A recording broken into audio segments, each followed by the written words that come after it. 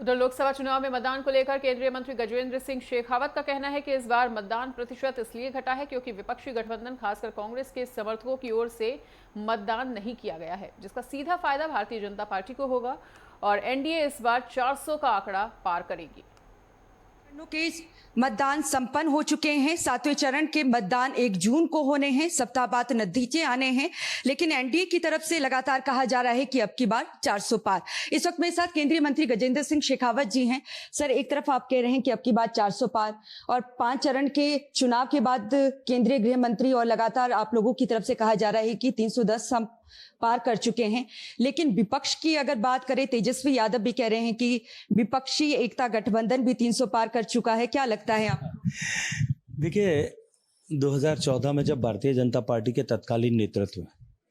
हमारे प्रधानमंत्री के नामित उम्मीदवार श्रद्धेय नरेंद्र मोदी जी, तत्कालीन राष्ट्रीय अध्यक्ष आदरणीय राजनाथ सिंह जी, इन्होंने जब इस बात का उद्घोष किया था कि हम पूर्ण बहुमत की सरकार बनाएंगे अब की बार 272 के पार, तब शायद कोई सहज रूप से विश्वास नहीं करता था। न कोई सेफोलॉजिस्ट विश्वास कर रहे थे, न कोई दूसरे लोग विश्वास करते थे, लेकिन देश की जनता ने एक आशा और उम्मीद के साथ में 272 के पार करने का आशीर्वाद दिया। 282 सीटें थी। 5 साल तक देश की सरकार ने जब काम किया, एक तरफ गरीब कल्याण की योजनाओं को धरातल पर उतारा, अंतिम व्यक्ति तक पहुंचाने के लिए प्रयास किया, देश की सीमाओं को सुरक्षित किया, सशक्त किया, देश को आर्थिक रूप से प्रगति के रास्ते पर आगे बढ़ाया,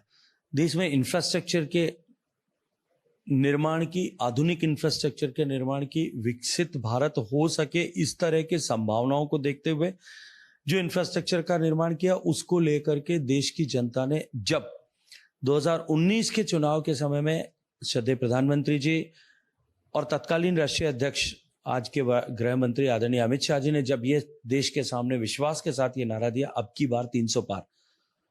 सारे मीडिया चैनल, सारे हमारे विपक्षी पार्टियां, यही गठबंधन जो आज ये ठगों का बंधन जो इंडी अलायंस के नाम से हमारे सामने है, ये सारा ठगबंधन उस समय यूपीए का चोला पहन करके खड़ा था। और क्योंकि यूपीए के चोले पर इतने सारे काले दाग लग गए, इतनी सारी कालिक पोती गई, सारे के सब लोगों के भ्रष्टाचार के कारनामे सामने आ गए, इसलिए यूपीए का के उस लबादे को उतार कर एक नया लबादा इंडिया अलायंस के नाम का पहन करके जो लोग आज खड़े हैं, इन लोगों ने भी सबने कहा कि अब की बार हमारी सरकार बनेगी, यानी उन लोगों की यूपीए की सरकार बनेगी। लेकिन देश की जनता ने किए गए काम पर विश्वास और मोहर कर लगाते हुए 303 के सीटें थी और एनडीए को उससे भी ज्यादा 330 से ज्यादा सीटें थी।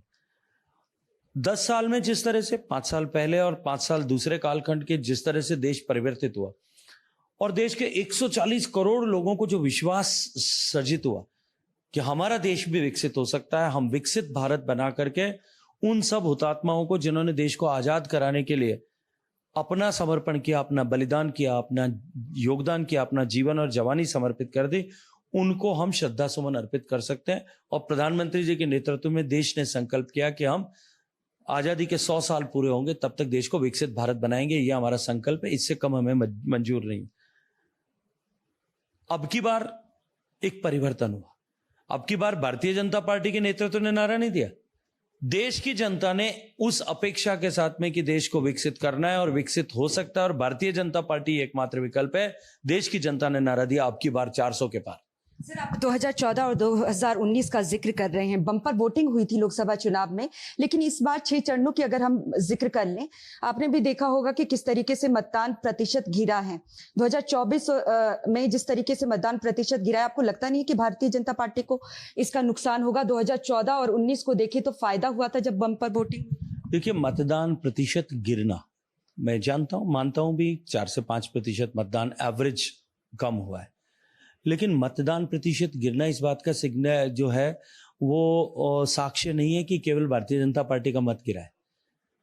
मतदान गिरना इस बात का साक्ष्य है, इस बात का प्रमाण है कि विपक्ष की पार्टियों पर से लोगों का भरोसा उठ गया है, उनका काडर डिमोटिवेटेड है, उनके लोगों ने प्रयास और प्रयत्न नहीं किया है, उन्होंने पहले ही हार स्वीकार कर ली है। इसलिए जितनी भी विपक्ष की पार्टियां जहां कहीं भी खड़ी हैं, उनके वोट प्रतिशत गिरने के कारण, उनका वोटर बाहर न निकलने के कारण से, उनके वोटर ने चुनाव से पहले ही हार स्वीकार कर लेने के कारण से इस तरह से वोट प्रतिशत गिरा है। भारतीय जनता पार्टी का वोट जितना पहले गिरा था उतना ही गिरा है। मैं अपने मतदाता क्षेत्र, जो मेरा मतदान क्षेत्र है, मेरा लोकसभा क्षेत्र है, और मेरे आस पड़ोस के लोकसभा क्षेत्र जोधपुर के जो हैं, जिनको मैं बारीकी से जानता और समझता हूं, एक एक बूथ को जहां मुझे जानकारी, मैंने जब उनका बूथवार एनालिसिस किया तब मैं ये जो है विश्वास के साथ में कह सकता हूं कि जो मत प्रतिशत गिरा है वो सारा का सारा राजस्थान के परिप्रेक्ष्य में कांग्रेस का और अन्य स्थानों पर जहां जो विपक्षी पार्टी लड़ रही है, इस गठबंधन की जो हिस्सा लड़ रहा है, उस सब के मतदान प्रतिशत में गिरावट है। बहुत बहुत धन्यवाद सर। केंद्रीय मंत्री गजेंद्र सिंह शेखावत को आपने सुना, जिनकी तरफ से ये दावा एक बार फिर से किया गया है, अब की बार 400 पार का जो नारा एनडीए की तरफ से दिया गया है वो नारा पूरा जरूर होगा।